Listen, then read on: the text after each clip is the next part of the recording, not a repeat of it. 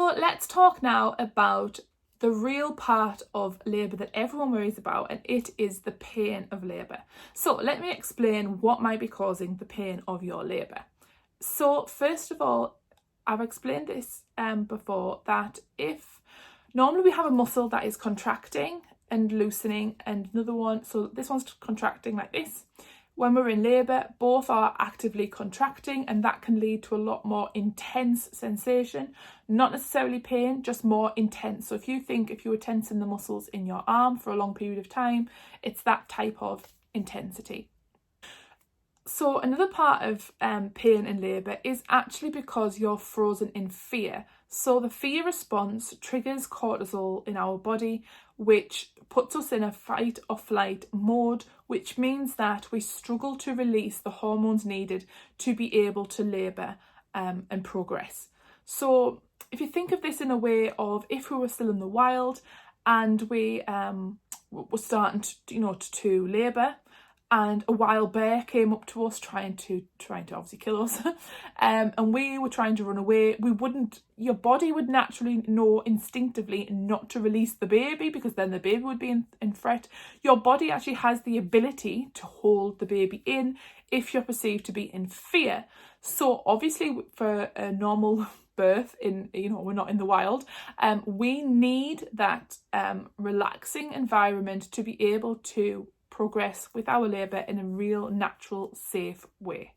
And often in birth we feel that fear because we don't feel as if we are being supported in the right way, and that we have the right birth partners around us to make us feel like we are being supported and we are safe in our environment.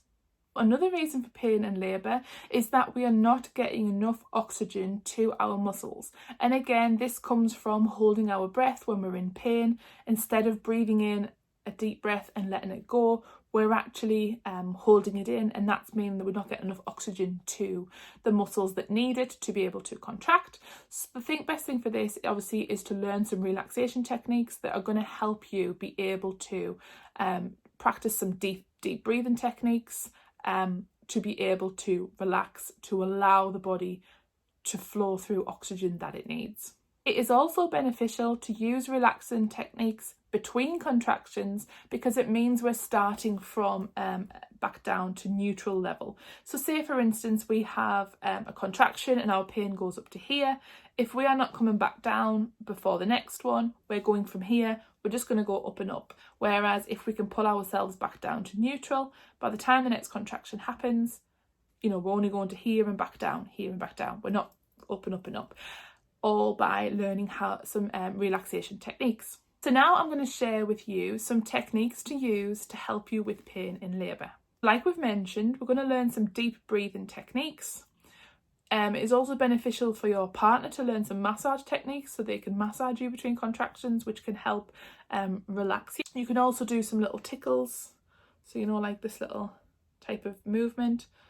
That can also help to stimulate your skin to feel soothing and relaxed. It is also worth making sure you're in the right environment, so lower lighting, candles around, relaxing music, so that you're starting from that neutral all the time, that you're already in a relaxing, safe, friendly environment, so that you already feel safe even before your contractions get too intense.